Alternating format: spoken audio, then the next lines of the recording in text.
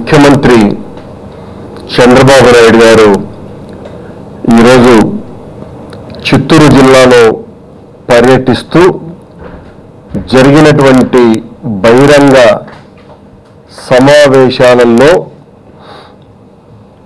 మా నాయకుడైనటువంటి జగన్మోహన్ రెడ్డి గారి మీద పెట్టేగి తనకున్నటువంటి అక్కసునంతా కూడా వెళ్ళగక్కినారు.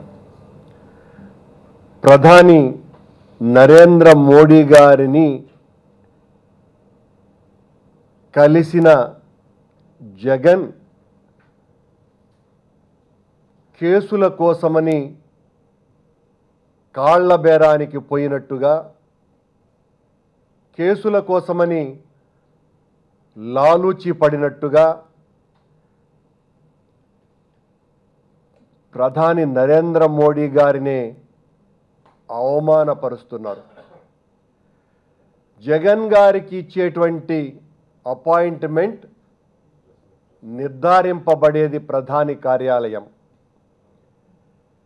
ప్రధాని కార్యాలయం ఇచ్చిన తరువాత జగన్మోహన్ రెడ్డి గారు ప్రధానమంత్రిని కలవటం జరిగింది. ఈ చంద్రబాబు నాయుడు కూడా ప్రధానమంత్రిని కలవటానికి విశ్వ ప్రయత్నం చేసిన ఆయన గారి అపాయింట్మెంట్ దొరకలేదునని నిన్న ఈరోజు జాతీయ పత్రికలలో కూడా ప్రచురితమైంది. ఎందుకు చంద్రబాబు నాయుడు గారికి మోడీ గారు అపాయింట్మెంట్ ఇవ్వటం లేదు అంటే, ఈ 3 సంవత్సరాలుగా ఈ చంద్రబాబు నాయుడు ఎప్పుడు వెళ్ళినా తన ఓటుకు నోటు కేసులో ఏ రకంగా బయటపడటానికి ఎంత వంగాలనో అంతా వంగుతూ ఈ చంద్రబాబు నాయుడు గారి మీద వస్తున్నటువంటి విమర్శలు, ఈయన గారి అవినీతి యొక్క విశ్వరూపం, ఇదంతా గమనించినటువంటి మోడీ గారు బహుశా చంద్రబాబు నాయుడికి అపాయింట్మెంట్ ఇస్తున్నట్టుగా లేదు. చంద్రబాబు గారు అపాయింట్మెంట్ దొరికితే ఈయన గారి నోటి నుంచి వచ్చేటువంటి ఈ అవినీతి దుర్గంధాన్ని భరించలేక అమరావతి నుంచి మోసుకు వచ్చి హస్తినాపురంలో వదలటానికి మోడీ గారి కాళ్ళ దగ్గర ఆ దుర్గంధం, ఆ డ్రైనేజీని కాపుగాసేటువంటి సిస్టమ్ లేకుండా నరేంద్ర మోడీ గారు చంద్రబాబు నాయుడు గారికి అపాయింట్మెంట్ ఇవ్వటం లేదని తెలుస్తోంది. మీకు ఇవ్వలేదనేటువంటి కోపంతో, దుగ్ధతో జగన్మోహన్ రెడ్డి గారి మీద పడి, జగన్మోహన్ రెడ్డి గారు కేసుల కోసమనే మోడీ గారిని కలిశారు అని చెప్తున్నారంటే మీరు ఎవరిని అవమానపరుస్తున్నారు రోజుబాబు నాయుడు గారు? అంటే మీరు 3 సంవత్సరాలుగా అధికారంలో ఉంటూ దాదాపు 1400 రోజులుగా బీజేపీతో మీరు ఇప్పటికీ కొనసాగుతూ ఉన్నది మీ మీద ఎక్కడ కేసులు పడతాయో అన్నటువంటి భయంతోనే మీరు కొనసాగుతున్నారా? మీరు జగన్మోహన్ రెడ్డి గారి మీద చేస్తున్నటువంటి ఈ విమర్శలో గతంలో ఈ రోజున ఆయన గారు మాట్లాడినటువంటి మాటలలో ప్రత్యేక హోదాను జగన్ గారు కేసుల కోసమని లాలూచి పడిపోయి తాకట్టు పెట్టారంట. ఓటుకు నోటు కేసులో ఎక్కడ ఇరుక్కుంటారు అన్నటువంటి భయంతో కేసీఆర్ అనేటువంటి వ్యక్తికి భయపడి బిక్కచొచ్చి 10 సంవత్సరాలు ఉమ్మడి రాజధానిగా ఉన్నటువంటి హైదరాబాద్ నగరాన్ని వదిలి పారిపోయినటువంటి వ్యక్తివి నువ్వు. నీకు అణువణువున భయం, నీ అవినీతి మొత్తం విశ్వవ్యాప్తం చేసేటువంటి స్థాయికి చేరుకున్నావు. ఈ 3 సంవత్సరాల కాలంలో దాదాపు 2.5 లక్షల కోట్ల రూపాయల అవినీతి చేసినటువంటి చక్రవర్తివి నువ్వు. జగన్మోహన్ రెడ్డి గారు ఏ అంశాల మీద ప్రధానమంత్రి గారిని కలిసినారో చాలా సుస్పష్టంగా ఆయనకిచ్చినటువంటి మెమొరాండాన్ని అందరి ఎదుట బహిర్గతపరిచి చెప్పటం జరిగింది. ప్రధాని ఎక్కడ జగన్మోహన్ రెడ్డితో గంట పాటు ఏకాంతంగా మాట్లాడినాడో అంత ఏకాంతంగా నాతో ఎప్పుడూ మాట్లాడలేదే. ఆ మాట్లాడినప్పుడు నా అవినీతి అంతా ఎక్కడ జగన్మోహన్ రెడ్డి విడమరచి పూసగుచ్చినట్టుగా మోడీని పూర్తిగా ఒప్పించే విధంగా చెప్పగలిగినాడు అనేటువంటి భయంతో కేసులకు భయపడి, అవును జగన్మోహన్ రెడ్డి గారు 17 ఫిబ్రవరి తారీఖున ప్రధానికి లేఖ రాసినటువంటి మాట వాస్తవం. నీ తొత్తులైనటువంటి ఉమాశంకర్ గౌడ్ మరి గాంధీ అనేటువంటి 2 ఈడీ అధికారులు, వీళ్లతో నీకున్నటువంటి సంబంధ బాంధవ్యాలు, సీఎంఓతో ఏ రకమైనటువంటి లాలూచి కార్యక్రమాలు జరుగుతున్నాయి, జగన్మోహన్ రెడ్డి గారి మీద ఈడీ అనే విషప్రయోగాన్ని చేయటానికి నువ్వు పడుతున్నటువంటి ఆత్రత ఏంటి అన్నటువంటి విషయాలు సరిగ్గా విచారణ చేయించి బయటికి వస్తే నీ బతుకు బస్టాండే చంద్రబాబు నాయుడు. నీ బ్రతుకు ఖచ్చితంగా శంకరగిరి మాన్యాలు పట్టాల్సిందే. ఆ రోజున నువ్వు ఎవరి కాళ్ళు పట్టుకున్నా బెయిలు లేనంత దుర్మార్గపు చర్య చేసినందుకు జైల్లో మగ్గిపోవలసిందే. ఒక రాష్ట్ర ముఖ్యమంత్రిగా ఉండి నువ్వు ఈ రకంగా ఈ అధికారాన్ని కేవలం జగన్మోహన్ రెడ్డి గారిని ఏ రకంగా జైలుకు పంపించాలా అన్నటువంటి ఏకైక ఎజెండాగానే నీ మొత్తం అధికారాన్నంతా కూడా వాడుతున్నందుకు నువ్వు నిరంతరం జైల్లో ఉండాల్సినటువంటి అవసరమే ఉన్నది. నిష్పాక్షికమైనటువంటి చట్టబద్ధమైనటువంటి విచారణ ఈ 2 అధికారులకు నీకు ఉన్నటువంటి సంబంధం మీద చేయిస్తే చంద్రబాబు నీకు చిప్పకూడు తప్పదు. ఆ భయం నీది. అది ఎక్కడ బయటపడుతోందో, అది ఎక్కడ వెల్లడి కాబోతోందో, ఎక్కడ జగన్మోహన్ రెడ్డి గారు మోడీని పూర్తిగా ఒప్పించినాడో, నేను చేసేటువంటి అన్యాయాలు, అక్రమాలు, కుట్రలు ఇవన్నీ కూడా తెలియపరిచాడో, నరేంద్ర మోడీ గారు నమ్మారు అనేటువంటి భయంతో వణికి చస్తూ జగన్మోహన్ రెడ్డి గారి మీద నీచబాహ్యమైనటువంటి పద ప్రయోగాలతో బహిరంగ సమావేశాలలో కూడా మాట్లాడుతున్నావు. చంద్రబాబు, నీ పేరులోనే చంద్రుడున్నాడు. చంద్రుడంటేనే స్వయం ప్రకాశుడు కానటువంటి ఒక ఉపగ్రహం. ఒక రోజున ఎన్టీ రామారావు గారితో, ఆ తర్వాత ఎన్డీఏతో, లేదా నరేంద్ర మోడీ గారో లేకపోతే పవన్ కళ్యాణ్ గారో పక్కన ఉంటేనే నువ్వు 10గా మారతావు, లేకపోతే నువ్వు 0. నీవు ఒక్కడిగా పోటీ చేసినటువంటి 2004 సంవత్సరం దిక్కు తెలియనంత హీనస్థితికి నీ పార్టీ వెళ్ళినటువంటి విషయాన్ని గుర్తు చేస్తున్నాం.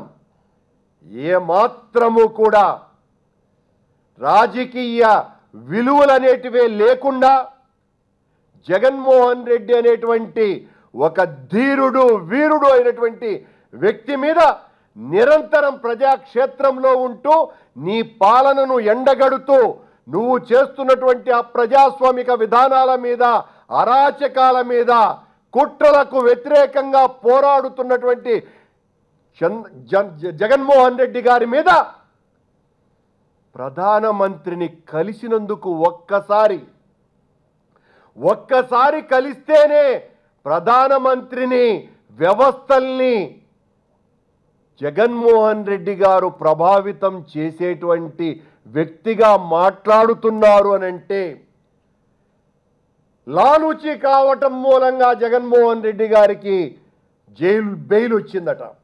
లాలూచి పడుతున్నాడు కనుక ఈడీ కేసుల నుంచి తప్పించుకోవాలని చూస్తున్నాడంట. అంటే వ్యవస్థలని మేనేజ్ చేయగలము అధికారంలో ఉన్నటువంటి వ్యక్తులు అని స్పష్టంగా చంద్రబాబు నాయుడు గారు చెబుతున్నారు. అంటే ప్రధాని, సుప్రీంకోర్టు, కింది స్థాయి కోర్టులు, ఈడీలు, సిబిఐలు అందరూ కూడా మేనేజ్ కాబడతారు అనని చంద్రబాబు నాయుడు గారు చెబుతున్నటువంటి మాట వాస్తవము అనని మీ ద్వారా ప్రజలకందరికీ కూడా తెలియజేస్తున్నా. అంటే జగన్ గారు మోడీ గారిని కలిస్తేనే లాలూచి కోసమని కేసుల నుంచి పడటం కోసమని చెప్తున్నామంటే కేసులు, బెయిళ్ళు చూసేది కోర్టులు. 1.5 సంవత్సరాల పాటు జగన్మోహన్ రెడ్డి గారు జైలుకు వెళ్ళిన తరువాత సుప్రీంకోర్టు రాజ్యాంగబద్ధంగా, చట్టబద్ధంగా, న్యాయబద్ధమైనటువంటి రీతిలో బెయిలు ఇవ్వక తప్పని పరిస్థితుల్లో బెయిల్ వచ్చిందన్నటువంటి విషయాన్ని ఈ సందర్భంగా తెలియజేస్తూ, వ్యవస్థల్ని మేనేజ్ చేయగలను అనేటువంటి ధీమా ఉన్నటువంటి వ్యక్తి చంద్రబాబు నాయుడు. ఆ రకంగా మిగతా అన్ని వ్యవస్థలని అవమానపరుస్తున్నాడు. ఈరోజు ఈ మాట చెప్పటం ద్వారా సాక్షాత్తు ప్రధానినే అవమానపరుస్తున్నారు, అవహేళన చేస్తున్నారు. సుప్రీంకోర్టు లాంటి ఉన్నతమైనటువంటి న్యాయస్థానాలను కూడా అనుమానిస్తున్నాడు చంద్రబాబు నాయుడు గారు. ఈ రకమైనటువంటి ఆరోపణలు చేసి నీవు నీ తాబేదారులైనటువంటి ఆ గాంధీ, ఉమాశంకర్ గౌడుల మీద విచారణ చేయించండి అని నీవు మోడీ గారికి ధైర్యం ఉంటే చెప్పు, నీ మీద మేము ఆరోపణేసినాం, నీ మనుషులు వాళ్ళునని. నీవు నిజంగా సచ్చిలుడివే అయితే అది నిజం కాదని, ఆ నిజాన్ని నిగ్గు తేల్చు అని మోడీ గారికి నువ్వు మెమరాండం ఇవ్వు, నువ్వు వినతి పత్రం ఇవ్వు, నువ్వు విజ్ఞాపన చెయ్యి. అంతే తప్ప జగన్మోహన్ రెడ్డి గారి మీద ఈ రకమైనటువంటి నీచబాహ్యపు మాటలు మాట్లాడుతూ మొత్తం వ్యవస్థల్ని కించపరిచే విధంగా మాట్లాడకు చంద్రబాబు నాయుడు గారు. ఎక్కడ జగన్మోహన్ రెడ్డి గారు మాటలన్నీ కూడా మోడీ గారు విన్నారోనని జూన్ నెలలో ప్రత్యేక హోదా కోసమని రాజీనామాలు చేస్తానన్నాడు. ఇంతవరకు చేయనే లేదు. సోదరులారా, ఏమంటారు మీరు? జగన్మోహన్ రెడ్డి గారు ఎప్పటికీ కూడా మేము రాజీనామాలు చేయము అన్నటువంటి మాట చెప్పనే లేదు. స్పష్టంగా మోడీ గారిని కలిసిన తరువాత కూడా ప్రత్యేక హోదా మీద ఒత్తిడి తెచ్చినాం.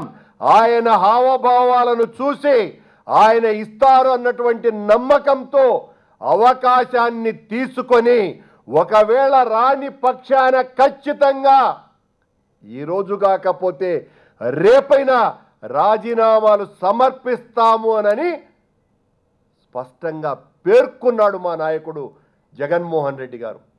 అదే బహిరంగ సభలో ఎవరో డ్వాక్రా మహిళ 40 లక్షల రూపాయలు ప్రభుత్వ ధనాన్ని దుర్వినియోగం చేసింది అని చాలా గొప్పగా చెప్తున్నాడు. ఇలాంటి వాళ్ళ ఆటలు సాగనివ్వను అని చంద్రబాబు నాయుడు గారు 2 లక్షల కోట్ల పైన అవినీతి చేసి ప్రజాధనాన్ని లూటీ చేసినటువంటి చంద్రబాబు నాయుడు నిన్ను ఏం చెయ్యాలా? 40 లక్షలు దోపిడీ చేసినటువంటి డ్వాక్రా మహిళను గురించి బహిరంగ సభలో మాట్లాడుతున్నావే.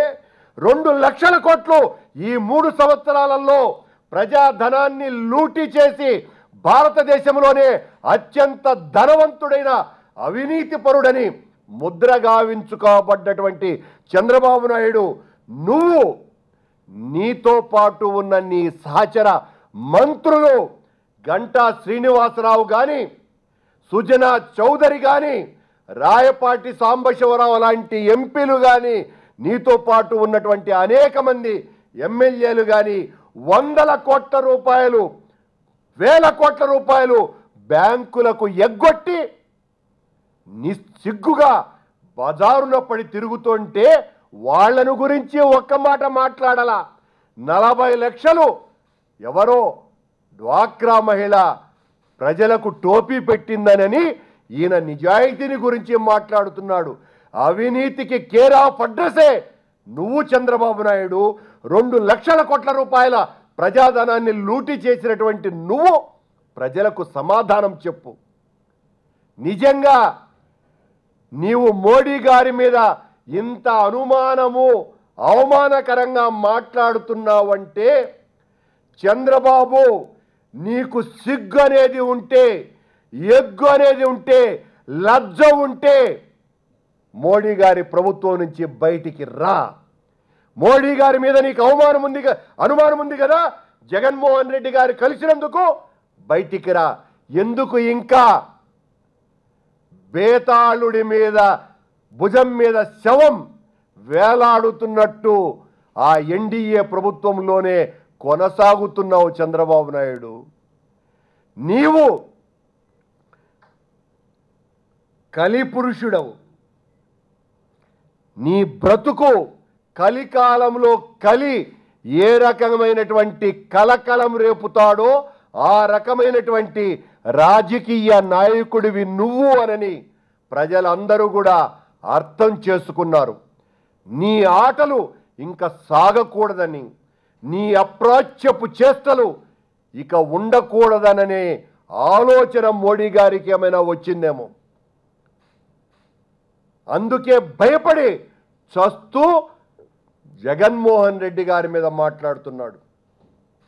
ప్రధానమంత్రి కార్యాలయం జగన్మోహన్ రెడ్డి గారికి అపాయింట్మెంట్ ఇస్తే జగన్మోహన్ రెడ్డి గారి మీద నిందలు మోపుతావా? నీకు దమ్ముంటే, ధైర్యం ఉంటే ప్రధానమంత్రిని అనుమానిస్తున్నటువంటి నువ్వు ఎన్డీఏ నుంచి బయటికి రమ్మని నీకు సవాల్ విసురుతున్నాం.